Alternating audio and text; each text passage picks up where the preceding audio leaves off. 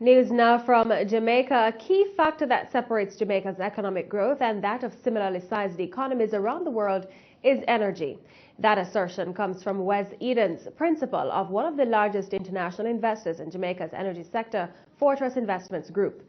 Mr. Edens, who broke ground for the liquefied natural gas terminal to be built in Bogue, Montego Bay to supply energy to the JPS grid, says what Jamaica's growth requires is clean, efficient and cost-effective energy. That, he says, is where natural gas comes into the picture, and he explained why. Number one, it's cheaper. Doesn't take a calculator to figure that out. That's an obvious one.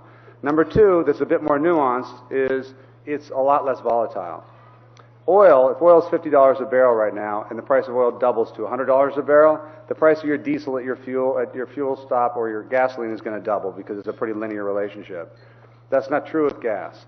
Gas takes a lot of infrastructure and things to process it, so the actual logistics of actually bringing the gas in is a big component of the cost. So if the price of gas doubled, the cost to you would only go up by about 25%. So it's a much less volatile commodity that you're actually buying into. And last, and this is something that's a very, very significant passion of mine, is it makes the climate a lot better, it makes the world a lot better.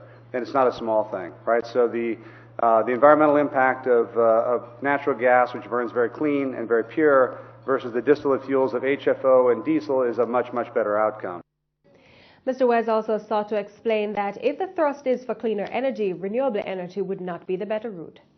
I think that when you look around Jamaica, you have a lot of sun, you have a lot of wind, and you have some water. Those are all wonderful things, and those are all gifts. And the price of all those things is coming down and down and down. There's this concept of Moore's Law in terms of the increasing efficiency of it, and it seems to be very much the case with the renewables industry here. But as much as the renewables industry is something that's doing really great, and that's a big benefit for Jamaica, the sun doesn't always shine, and the wind doesn't always blow, and it turns out to be night every day, and so you have to have something else.